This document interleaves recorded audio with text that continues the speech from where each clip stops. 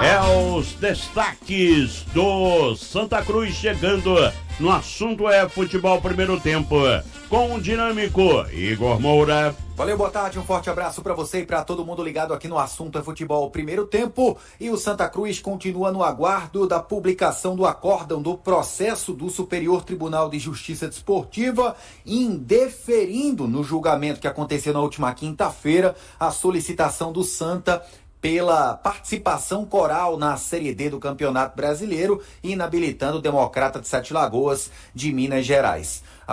O pedido foi indeferido e o jurídico do Santa fica apenas no aguardo de disponibilizarem o acórdão, o documento com todo o processo, para que o jurídico olhe toda a documentação e decida se o Santa vai recorrer ou não dessa definição desse julgamento, que não deve acontecer nesse caso. Santa Cruz não deve recorrer à situação que já era quase que impossível para que o Santa conseguisse convencer o STJD, ela se torna mais inviável ainda depois da definição da última quinta-feira. Agora, algumas reuniões vão acontecer essa semana com o intuito de analisar possíveis fontes de receita para o Santa Cruz se manter, Conseguir manter a estrutura do estádio do Arruda, da sede social do clube, pagando em dia os funcionários e também os jogadores que têm contrato em vigência com o próprio Santa Cruz. Atletas que ainda não conseguiram um clube para disputar, seja a Série A, Série B, Série C ou até a Série D.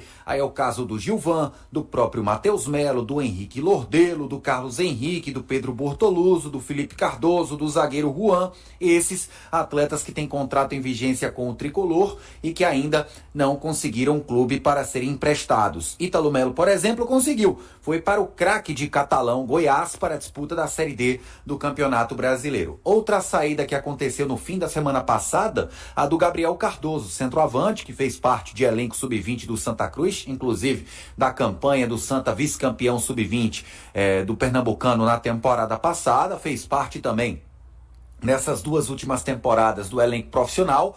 O atleta foi devolvido ao Afogados, detentor dos seus direitos econômicos e federativos, e já foi reemprestado para a disputa da Série D no Petrolina, Série D que terá início no fim desse mês de abril. Santa Cruz agora vai focar com seu time sub-20 no estadual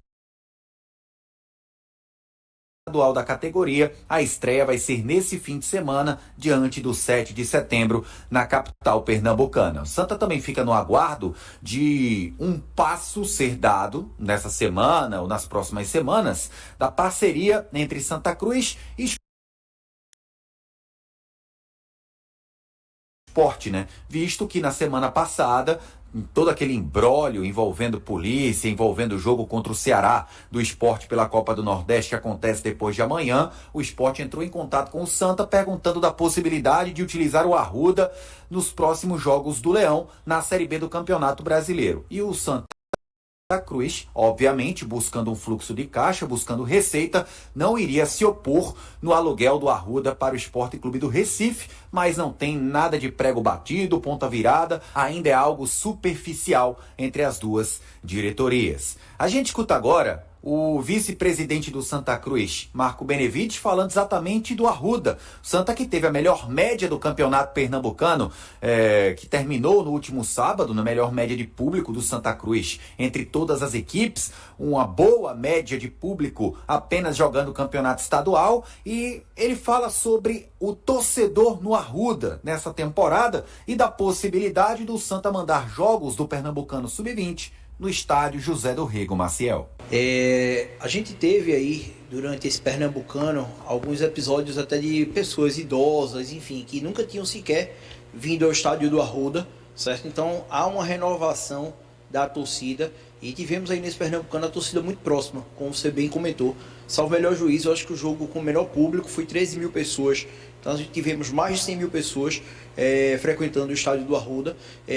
Como dito na minha fala anterior, entendo que houve uma aproximação da torcida. Nós da diretoria fizemos algumas práticas, por exemplo, de receber o torcedor que quer conversar com a gente, que quer sugerir. Apresentamos o Arruda, a estrutura administrativa, sentamos. Então, assim, demos abertura do clube para esse torcedor. E sim, há esse interesse. Mantivemos aí parte da estrutura profissional do marketing e comunicação, porque entendemos que se faz necessário, é a maior fonte de receita do clube, essa atividade com o torcedor. No tocante à base em específico, a gente avalia essa possibilidade, mas também tem que agir um pouco com prudência, porque não adianta a gente abrir o estádio para um jogo para ter um baixo público. Aí a gente vai ter um custo elevado. Mas em jogos pontuais que a gente entenda que há a necessidade desportiva e que a gente pode fazer ações com o torcedor, sim, será feito. Aí, portanto, palavras de Marco Benevides, vice-presidente Coral, aqui conosco no Assunto é Futebol. Primeiro tempo. As diretorias de Fortaleza e América Mineiro estão acertando a transferência do meio-campo Martinez